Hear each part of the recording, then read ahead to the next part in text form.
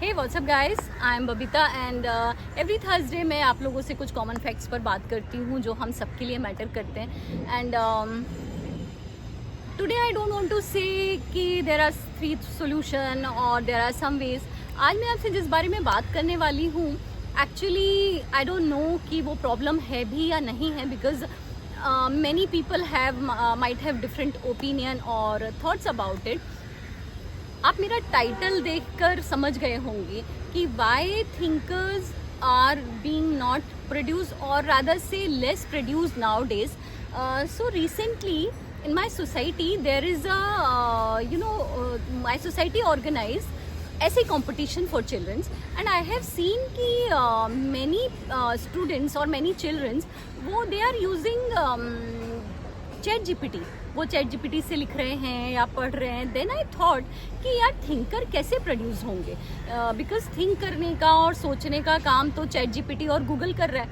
और our generation have unlimited information और but very few great thinker we have surrounded information, content, thoughts, but something deeper is missing because ये सब ना readymade information है। So actually school भी ना memorise करने पर फोर्स करते हैं, तो सोच कहाँ से डेवलप हो रही है? बिकॉज सब कुछ ना आजकल इंस्टेंट चाहिए, इंस्टेंट नूडल्स, इंस्टेंट सक्सेस, और सोचने का प्रोसेस स्लो होता है, उसके लिए पेशेंस चाहिए होता है। एंड आजकल की फास्ट मूविंग लाइफ में लोगों के पास सोचने का ही तो टाइम नहीं है।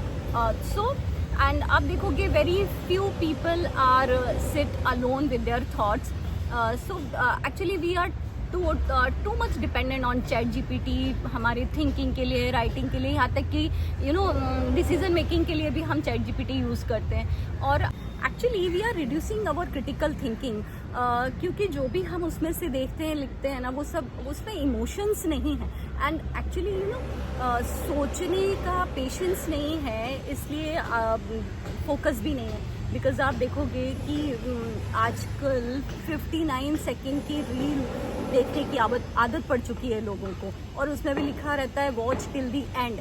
सो मतलब फोकस कैसे आएगा? Hence our society is struggling to produce real thinker and visionary mind, because thinker बनने के लिए या थिंक करने के लिए ना हमको क्वेश्चन पूछने की ज़रूरत होती है, सोचने की ज़रूरत है, ऑब्जर्व करने की ज़रूरत है।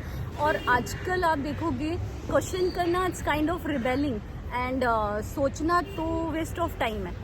सो अपने फॉर एग्जांपल मैं बात करूँ ना, इतने ग्रेट थिंकर्स हमारे यहाँ थे और आज भी हैं। सपोज स्वामी विवेकानंद जी, एंड अगर मैं बात करूँ शिव खेड़ा, मैंने उनकी बुक्स भी पढ़ी हैं। और जिनको मैं बहुत एडमायर करती हूँ, कुमार विश्वास, सुधांशु जी। सो ये यार इनका थिंकिंग पावर, इनकी नॉलेज कमाल की है।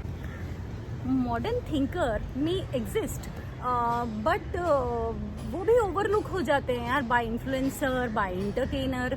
तो सोचना शुरू करो, बिकॉज नई सोच और नए विचार ही पुरानी दुनिया को बदल सकते हैं। So think about it.